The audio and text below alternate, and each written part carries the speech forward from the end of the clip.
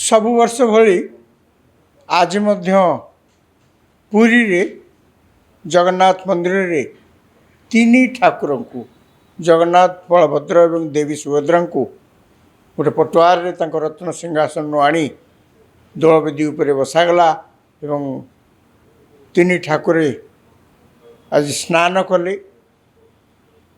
108 गरारे पानी आसी ठाकुर जितेबाला है हजार हजार कहले बोधे कमिज लक्ष लक्ष लोक देखिकी आखि जमी पवित्र है बोलिक जय जगन्नाथ ध्वनि रे प्रकम्पित करुले।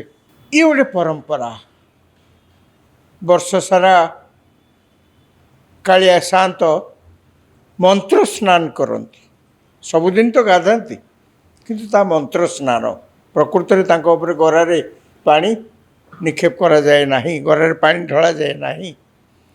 तेणु वर्ष सारा से मंत्र स्नान करती। आज हूँ देवस्नान पूर्णिमा सब वर्ष ये परंपरा बोधे शह शह हजार हजार वर्ष धरिक चली आसुची जे देवस्नान पूर्णिमा दिन तांको तीन ठाकुर को अणाजिबो एवं सेठारे समस्ते पूरा बड़दाण्ड रे शह शह हजार हजार लोक ताकू सीधा सड़क देखि पारुथिबे। मंदिर रे पशिकी धाड़ी रे जाई से भिड़ भितर जो अवस्था ता भितर जगन्नाथ उपर आखि पड़े कि न पड़े किए पेली नहीं पदारे आसी केतबेले जे छिड़ा हिथिबो तार ता कारिकी जना न थाए। किंतु आज गोटे दिन प्रथम थर पई वर्षर प्रथम थर पई आज जगन्नाथ बलभद्र सुभद्रा स्वयं साधारण लोकंकर दर्शनार्थे आसिक से विराजमान होती। अवश्य आज देवस्नान पूर्णिमा जो 108 गरार से गाधाती तापर ताकर शरीर टी असुस्थ हुए पुणी तीन ठाकुर बाहर केतबेले ना पुणी बाहर गुंडीचा दिन बाहर से दिन प्रसेसन कर अणाजिबो एवं अणागला परे रथारूढ़ हेबे एवं गुंडीचा 9 दिन गुंडीचा यात्रा चलिबो। ये सबु भितरे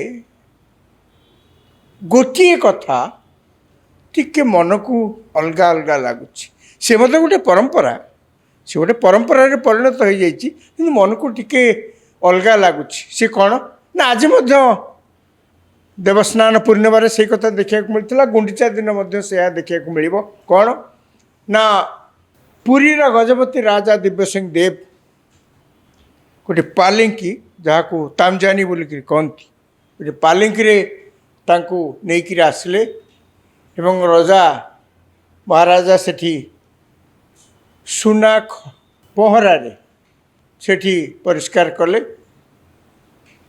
जमती गुंडीचा दिन रथरे मध्य से भाव राजा को आसती पालिंकी रे आसती एवं रथ प्रति रथ को से जाइकरी सेठी सुना खड़िका सुना पहरा रे छेरा पहरा करती। आज मध्य देवस्नान पूर्णिमा समान से परंपरा गढ़ी आसुची किंतु मन को अलग लगुच जे आमे परंपरा विरोधी नौ आमे चाहूनु जे सब कथा को सब कथार गोटे लॉजिक सब कथार गोटे रिजनिंग रो आड़ देखी सबकि असार सबकि राशनाल नुहे एमती गोटे कहीकि बहुत जिनस को बंद कर सपक्ष मु नुहे कहीं अनेक जिनस थाए जार कि कौ कारण बोलिकी आपण निर्धारित करने संभव हुए। ये गोटे विश्वास कथा ये गोटे परंपरार कथा किंतु जो समय रे रजा को पालिंकी रे अणा जाउथिला एवं जो समय रे रजा तामजान ने आसी सबू रथरे चढ़िकी छेरा पहरा करुले दोलवेदी रे जाई छेरा पहरा करुले सी समय थिला अलगा। आजिका दिन रे 2026 मसीह किछि लोक राजा को पालिंकी रे बसई राजा मध्य पालिंकी रे बसिकी से कांधे बुहाई रथ जाके आसवे बा स्नान वेदी पर्यंत आसवे ये कथा ठीक लगुनि कहीं राजतंत्र ये सही समय कथा जिते राजा कहले तांको समस्ते भावुतिले भाविया को बाध्य होउतिले राजा कहले समस्ते भावुतिले ये होचंती ईश्वर प्रतिनिधि ईश्वर को देखा देखी तो पारुने अंततः प्रतिनिधि राजा को देखुचे पुरीर राजा को पुणी साधारण राजा भाव परिगणित करा जाए नहीं ସେ ଜଗନ୍ନାଥଙ୍କର ଆଦ୍ୟ ସେବକ, ସେ ଚଳନ୍ତି ବିଷ୍ଣୁ ଭାବରେ ତାଙ୍କୁ ଆମେ ଧରି ନେଇଥାଉ ଏବଂ ତାଙ୍କର ଜଗନ୍ନାଥଙ୍କ ସହିତ ସମ୍ପର୍କ, ଜଗନ୍ନାଥଙ୍କର ନୀତିଦିନିଆ ରୀତିରେ ସବୁବେଳେ ତାଙ୍କର ମଧ୍ୟ ଗୋଟେ ବଡ଼ ଯୋଗଦାନ ଅଛି।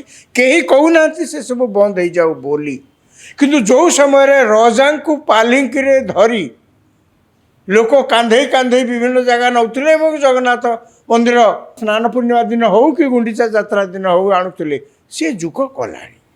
ଅନେକ ଜିନିଷ ସେଇ ଜଗନ୍ନାଥ ମନ୍ଦିରରେ ଥିଲା, ଅନେକ ରୀତିନୀତି ସେଇ ଜଗନ୍ନାଥ ମନ୍ଦିରରେ ଥିଲା, ଯାହା ସମୟକ୍ରମେ ଆଉ ନାହିଁ। ଏବେ କେତେ ଭେଷ ଥିଲା, ଆଜିକା ଦିନରେ ଜଗନ୍ନାଥ ମନ୍ଦିରରେ କ'ଣ ସେତିକି ଭେଷ ହେଉଛି? ଗୋଟେ ସମୟରେ ରଘୁନାଥ ବେଶ ହେଉଥିଲା, ଆଉ ତ ଆଜିକାଲି ହେଉନି। ଗିରି ଗୋବର୍ଦ୍ଧନ ବେଶ ହେଉଥିଲେ, ଆଉ ତ ଆଜିକାଲି ହେଉନି। ସମୟ ଥିଲା ଯେତେବେଳେ ଜଗନ୍ନାଥ ମନ୍ଦିରକୁ ନେପାଳ କସ୍ତୁରୀ ପଠାଉଥିଲା।